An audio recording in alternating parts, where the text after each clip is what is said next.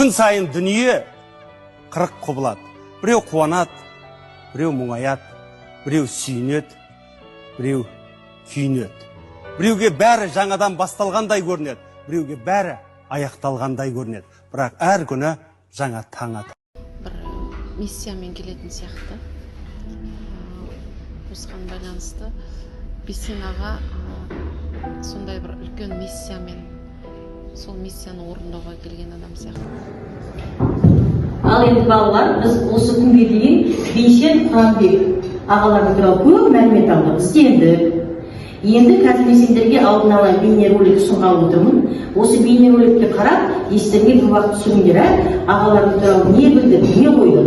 Бүгінгі біздің тақырыбымыз Бейсен Құранбек нар тұлға тақырыбында эссе жазу.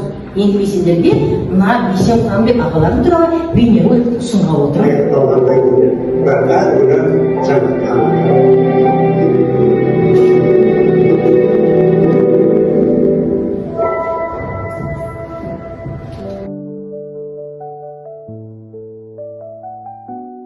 Сендер актер ойнатасыңдар деген әңгіме болатын.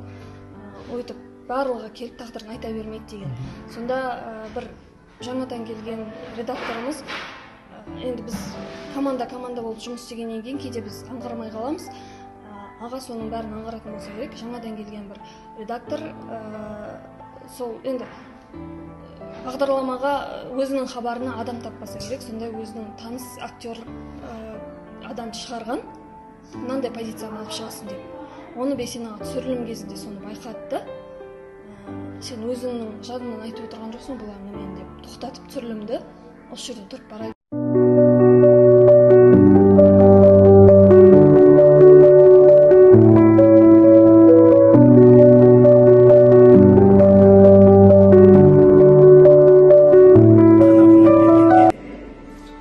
Мен қарапайым ғана киінер едім.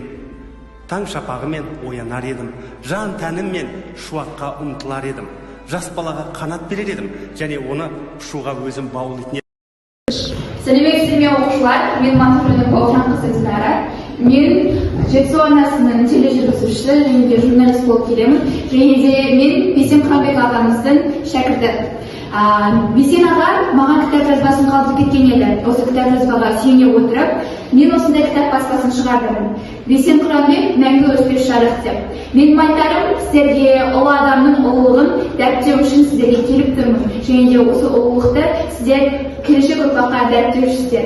Ал ендеше сіздерге дайындап келген видеомызды қабыл алыңыздар. Және де осы видеодан ой түйіп, дәптерлеріңізге жазып отырыңыздар.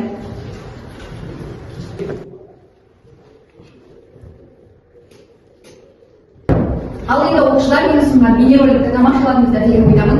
Осы бейнероликтен қандай ой түйдіңіздер, ойларыңызды жеткізсеңіздер, кім бастайды? Сен аз ұлттық бағдарламалардың жүргізушісі болды ғой. Мүмкін мен де өзімнің бағымсына кішкентай баспаларымнан бастармын. Тамаша, келесі. Бейсен Құранбек мен шында тұрған. Тамаша. Бейсен Құранбекті өнеріне қарап алды. Жақсы, келесі. Бейсен Құранбек керемет тұлға, мен оның даналығы мен отбасы және ата-ана тұрғысындағы түсініктеріне ұртанамын.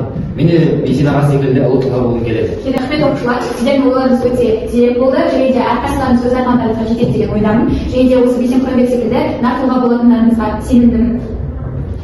Сәлеметсіздер ме құрметті көрермендер, бүгін біздің арнамызда атақты Жетісу арнасының тележүргізушісі Бейсен Құранбек ағамыз қонақта. Бейсен Құранбек, сізге ең алғашқы сұхбаттың сұрағын қойсам, сіз жастарға қандай өсиет ақылыңызды қалдырар едіңіз? Қазір миларыңа құйып алыңдар. Кейін мынаны бітіргеннен кейін үйдегілер асықтырады, үйленесіңдер, үйленбесеңдер, жұмысқа кіресіңдер. Сол кезде сендердің уақыттарың болмайды.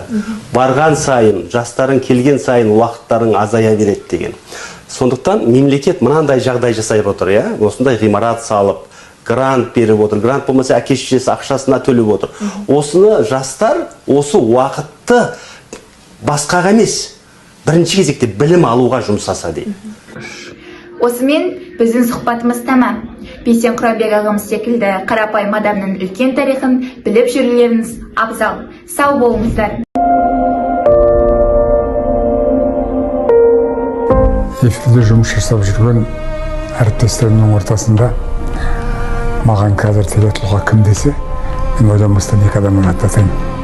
Біреуі ұстазым Сәбит Мазғұтов, біреуі шәкіртім Бейсен Құранбек. Қарапайым оқушы қыз болсам да, Бейсен Құранбек секілді үлкен тарих қалдырғым келеді.